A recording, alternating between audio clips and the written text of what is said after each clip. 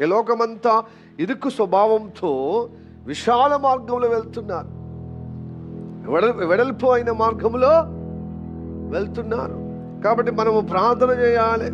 మనం ప్రార్థన చేయకపోతే దేవుడు నిశ్చయంగా నన్ను ఆశీర్వదించమని ఎబ్బేజులాగా మనం కోరకపోతే ఎబ్బేజులాగానే మనం వేదనకరంగా ఉంటాం, దుఃఖపుత్రులుగానే ఉంటాం, దుఃఖ పిల్లలుగానే దేవునికి ఆశకరంగానే ఉంటాం, ఆయనకు ప్రయాసం కలిగించే విధంగానే ఉంటాం.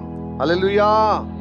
అందుకోసం మనం ప్రార్థన మొరపెట్టాలి. తండ్రి, ఈ దుఃఖకరమైన జీవితం నుంచి, ఇదిగో ప్రభు నా వేదనకరమైన కలగజేసే ఈ దుస్థితిని నన్ను కాపాడుటకు నాకు విశాల హృదయం నాయి దయచే. నా హృదయంలో ఉన్న సరిహద్దు విశాల పరచు, ఇరుకు నుంచి విశాలత కలగజేయమని ప్రార్థన చేయాలి.